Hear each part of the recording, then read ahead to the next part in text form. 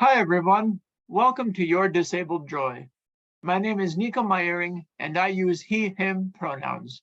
I'm a white man with parted blonde hair, large blue and brown spectacles, and a pink Hawaiian button-up shirt with some floral trees on it. I'm seated in front of two bookcases and a purple wall.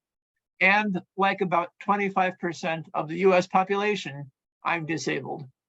Non-disabled people might see our lives and experiences as sad, tragic, pitiful, but I don't know, guys. I've been disabled a pretty long time now, and I think there's also room for disabled joy. Our disability community has as many opinions as we have members, which is why I've asked my friend Karen here with me today to talk about disabled joy. Hi, Karen. Thank you for joining me. Hi, thank you very much for inviting me, Nico. I am describing myself as a white middle-aged woman, dark brown hair with white streaks pulled back in a bun. I have dark eyes and fair complexion, and I am wearing a dark red short-sleeved t-shirt. I am sitting in front of my computer screen, and I have a beige background behind me with a light blue and white curtain to one side. And I'm very happy to be invited here. Thank you, Karen. I appreciate that accessibility feature. Can you share a joyful memory with me? It could have to do with your disability, or it could be totally separate. Both are valid. My best disability joy moment is one that not only involved me as a deaf person, but also involved my deaf autistic child. It is a memory that occurred 12 years ago, and it is one that I'm going to treasure for the rest of my life because it opened my disability eyes in a viewpoint that I hadn't considered before. My child and I, when she was about 8 years old, were walking in our neighborhood during a very drizzly, foggy, cloudy kind of day. We had started to take an interest in photography, and we were walking around our neighborhood taking pictures with our cell phone. Suddenly, my daughter stopped me and said, "Mommy, look at the rainbow." Being a deaf person and taking her literally, I looked up into the sky. It was all gray and cloudy. And I said, "Honey, there's no rainbow in here." She said, "Yes, there is." And she led me over to a rose bush that was covered in raindrop. She pointed to the raindrop and said, "Look, there are rainbows everywhere." Sure enough, I looked into the raindrop and we were surrounded by rainbows.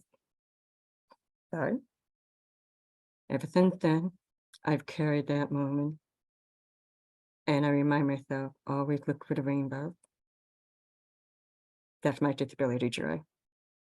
Thank you, Karen. That was really powerful. And I can tell it maintains a big impact on you even these 12 years later. Thank you. It was an honor to hear that story. How has your disability intersected with how you pursue joy and find that happiness for yourself? The disabled and deaf person, and I identify with both identities. I've learned to see and observe the joyful moment by looking for the silver lining, just like I did a few moments ago on a rainy day, and I looked for the rainbow. If I encounter a barrier, even just a potential one, whether it's physical or societal, I've discovered that changing my attitude, questioning, being fearful, what if this happened? What if that would have happened? I changed it to what if, to why not. So that's how I developed my joy. Changing that attitude to why not has brought me joy. It's helped me in my development of my belief that I have worth as a disabled person, as a human being, and that everyone is worth of value, every disabled person is worth of value. So my being disabled has helped me develop my identity and sense of self-worth and validating my feelings in my life.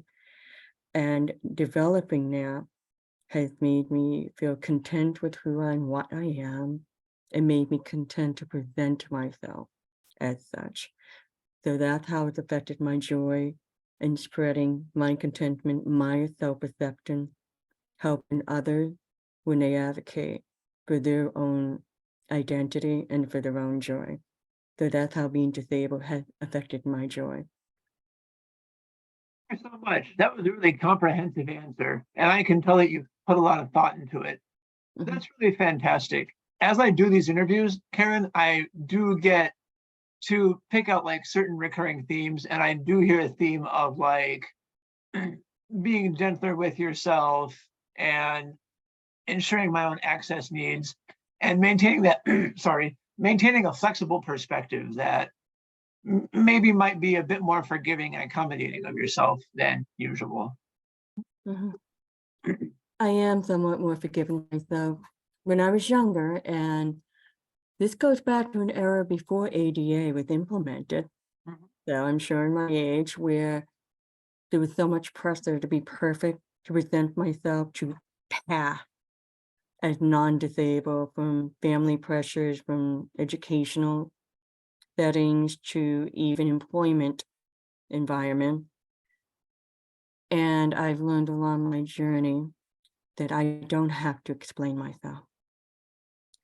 I can ask for support, absolutely. I can present myself, but I don't need to ask for validation from anyone. So I think learning to accept myself has been very powerful, and it has increased my joy now. I've lost a lot of anxiety. There's still some there, trust me. I'm not Mary Poppins by a long haul. But I have found accepting myself and presenting that the world need to accept me, take me as I am. And I'm going to insist on that I will not budge an inch on. Accept me as who and what I am. That I think that's helped a lot, being with that particular disability and finding my own joy.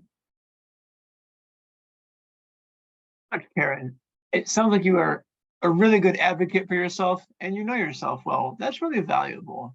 Mhm. Fantastic.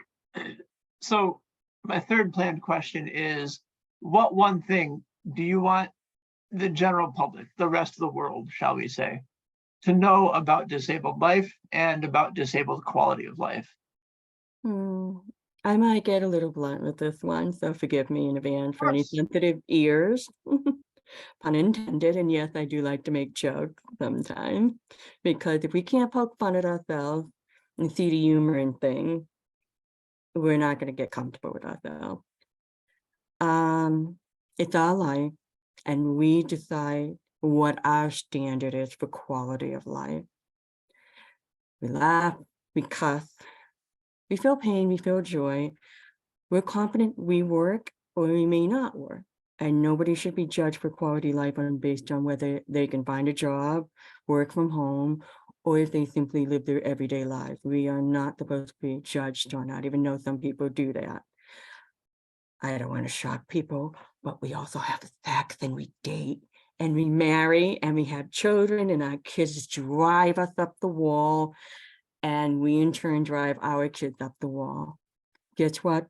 In my family, what I would like the public to know, that we like to joke about the fact that normal is just a setting on the washing machine in our house. There's no such thing as normal. There's no such thing as a standard. We work as best we see fit, and that I'd like people to see that disabled people are just average, everyday people. Fantastic. Thank you, Karen. Thank you for making your household and your spaces inclusive like that and welcoming and accommodating to disabled people of all ability types. I often say, well, many people often say, if you've seen one disability, you've seen one disability. So we're always trying to accommodate for a wide array of abilities and people and types. Mhm. Thank you so much. Karen, my last planned question is one that I ask all my interviewees, regardless of project. Is there a recent win that you're celebrating that you want to mention so that we could potentially celebrate along with you? Or if not, what cool things have you got going on? What are you involved in? If you're interested in connecting, where can people find you online? This is your time and space to really brag about yourself, promote yourself. So hop up on that soapbox. Mhm. Well, my daughter and I both just celebrated dual wins in the same month. I just graduated from my university with my master's degree in vocational rehabilitation counseling. And my daughter just graduated from high school with honors and has been accepted at my university as a freshman with high grades. That's So that's fantastic. a huge win for us. And right now I'm looking for work. So for folks that are interested, check me out on LinkedIn. Counselor for hire will travel on public transportation. Sure, sure. A big win for me right now is applying and doing interviews, being confident that I have the training, but more importantly, that many potential employers have seen that I have the life skills, I have the lived experiences. That was actually why I was encouraged to apply for this degree. I actually worked at a state agency where the counselor told me, you're on the wrong side of the desk. Go get your degree and I expect you to come back here and compete for my job. I'm not too worried because I'm going to be at retirement age by the time you graduate, but I want you to get that degree and be on the other side of the desk because we need people like you who are disabled that can tell us what we need to do to improve. So that's a huge win, getting that degree. It was not easy. Again, as I said, I'm not Mary Poppins. It's not all sunshine and rainbows. There were times when I struggled to get accommodation. There were times where we may or may not have butted heads on identities where I was constantly corrected. You know, you have to tell disabled people, you have to call them persons with disabilities. In a classroom with multiple disabled people where we're all glancing, did they just really tell us this? Yes, they did. Yikes. You No. politely restraining the eye rolls. And when I actually challenged one instructor, asking them, can you actually show me where that term was adapted by the disability community? Did we have a vote on it? Was it created by them? Did we make They went legislation? completely still and said, well, I'm not sure where it comes from. Then why do you insist that we use that term when we did not choose it? It is no different than any other community that has a minority voice and telling them they must accept the term that was crafted for them. So I'm actually kind of proud of that too. That's also kind of a disability joy in pointing out that you do not get to speak to us and you do not tell us how to use our voices. So getting through that degree, and frankly, I'm surprised they let me get for being a good troublemaker. All right. Good trouble indeed. But yes, and that's where I'm at right now. Is I am looking for work, but I am also working as a volunteer advocate too, as a parent advocate, disability advocate. Some of them are freelance jobs, some of them are purely voluntary, because I do want to make certain that all of us have a voice when they feel supported, because not everybody has the support that some of us been lucky to work really hard on, because we don't just get handed support. We have to design our own support. We have to find our people, our friends, employers, teachers. It's a very long and it's a hard lifetime of work finding, creating that support. So I hope I get to continue to be part of that support system for everyone. Thank you. Karen, thank you so much for sharing your time and perspective with me. I found it incredibly refreshing, and I love what an advocate and how assertive you are, standing up not only for yourself, but also for your family and also for our community. Thank you for the work that you do. Thank you. Of I course. appreciate the opportunity. Audience, tune in next time. And remember, I'm rooting for you.